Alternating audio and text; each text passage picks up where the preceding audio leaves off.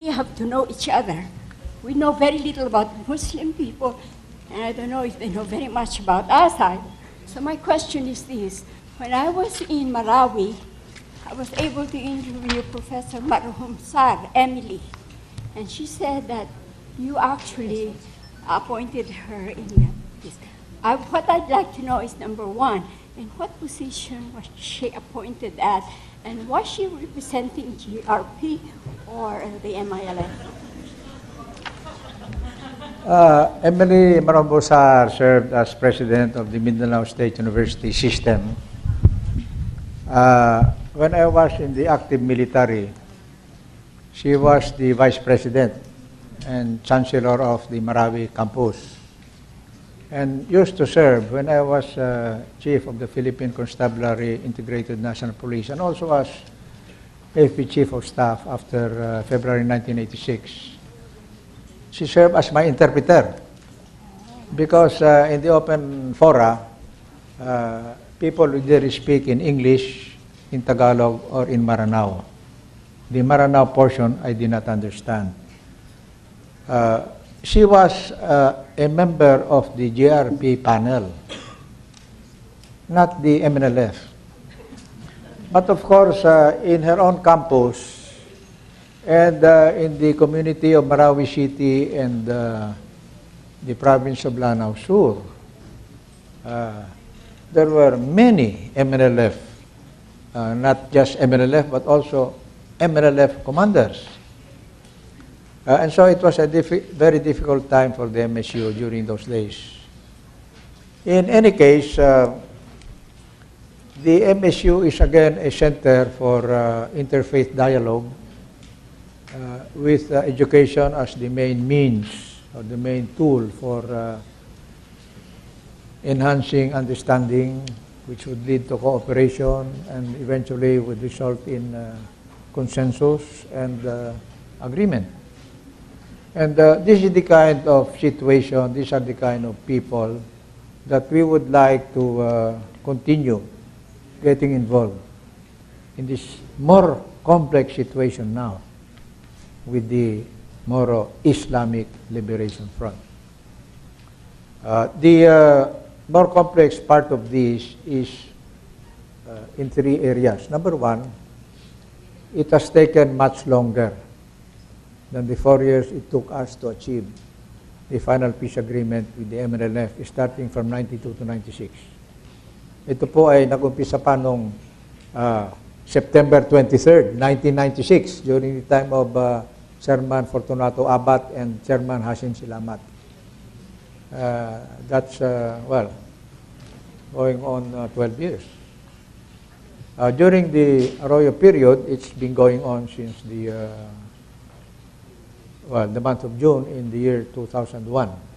And therefore, really, it's time to put a closure to all of this. It's been too closely. The second complication is that instead of a continuity of negotiators, as we had on the part of the GRP and also on the part of the MNLF, there have been broken sets of negotiators on both sides, unfortunately.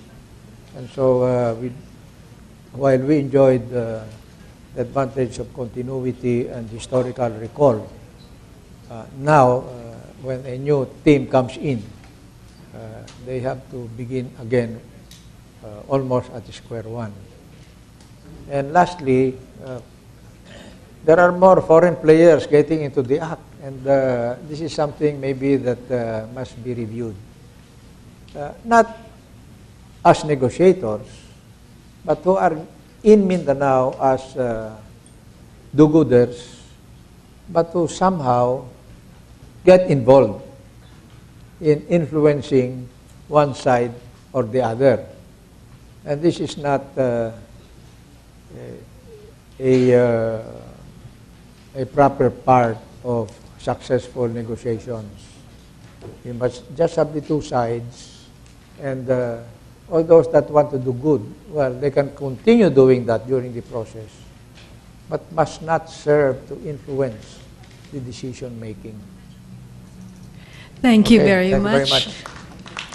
We would also like to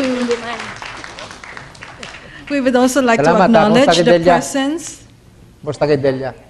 of Secretary Hermogenes Esperon Jr., the advisor for the peace process.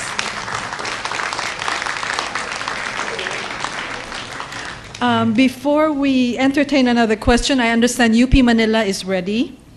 UP Manila moderator is Dr. Giselle Yumol. Please come in. Good afternoon. This is Giselle Yumol, acting moderator for UP Manila. We would like to know the thoughts of His Excellency Ramos regarding what benefits can our government offer on the peace negotiation with the insurgents in Mindanao.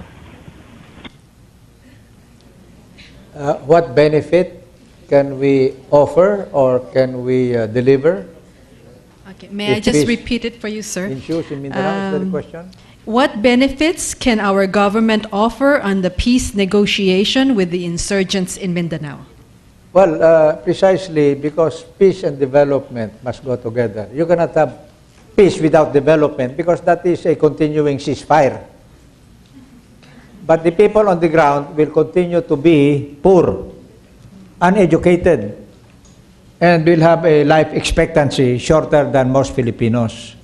So in those terms alone, the social dimensions, there's a great advantage to be derived from a peaceful Mindanao or Southern Philippines, to include Palawan.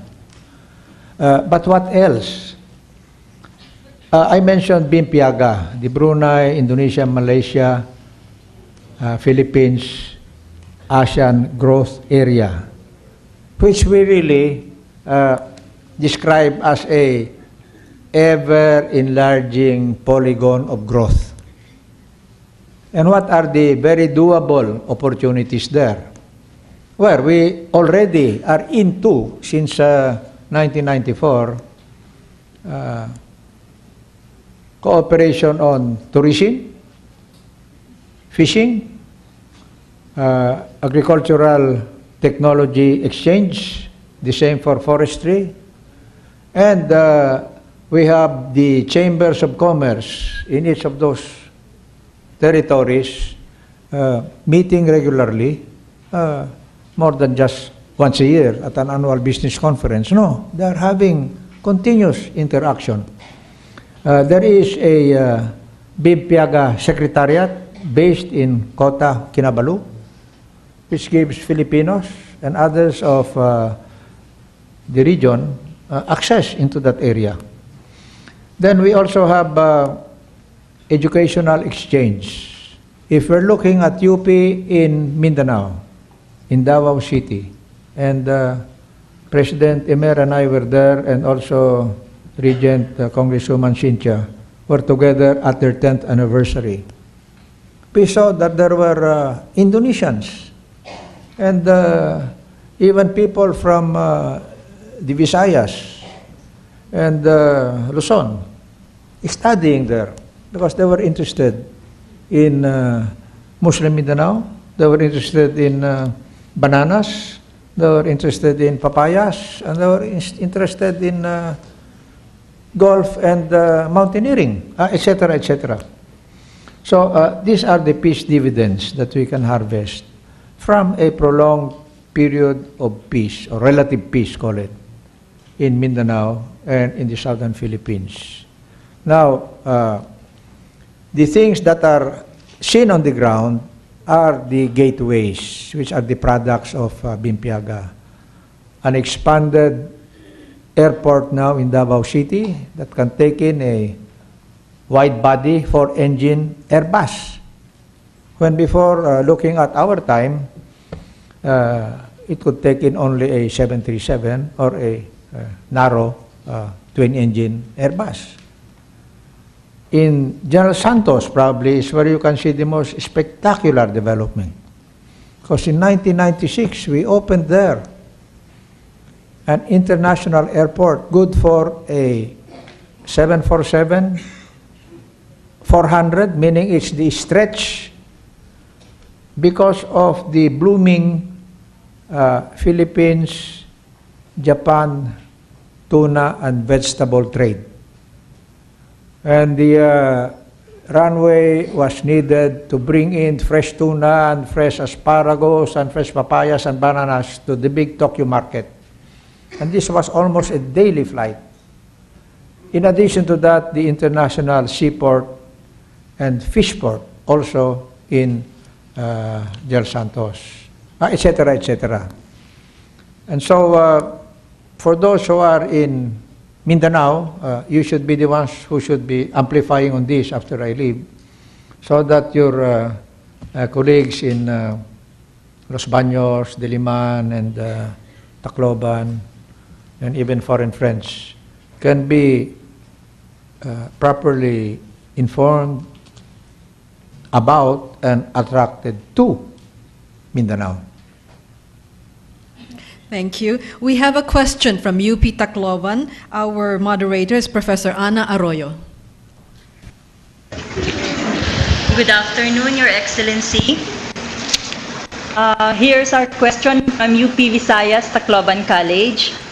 Some people are fearful that the Ancestral Domain Memorandum Agreement and the creation of the Bangsamoro juridical entity will divide rather than unify the country and can have negative repercussions on Philippine sovereignty.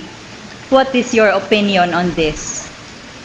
We must remember, dear friends, especially out there in Tacloban, in the Visayas, that the proposed MOA on the ancestral domain is not yet the final peace agreement, neither the so-called comprehensive peace compact that the panels now call, maybe just to be a little different. Indeed, you are correct. If there is such a division as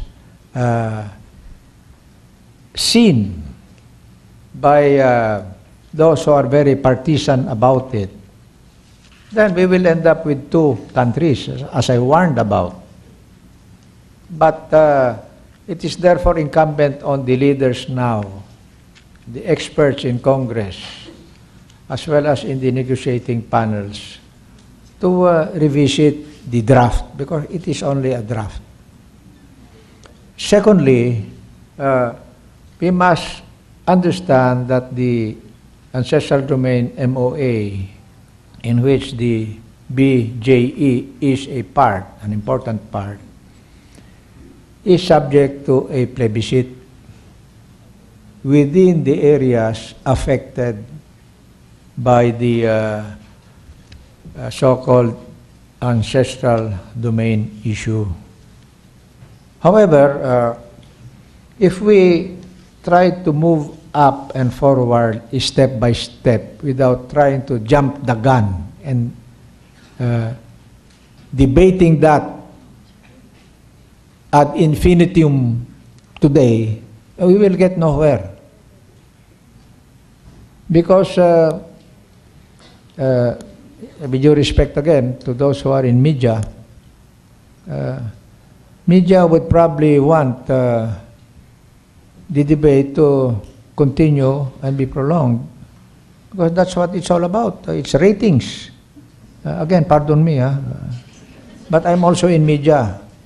I'm also in the Manila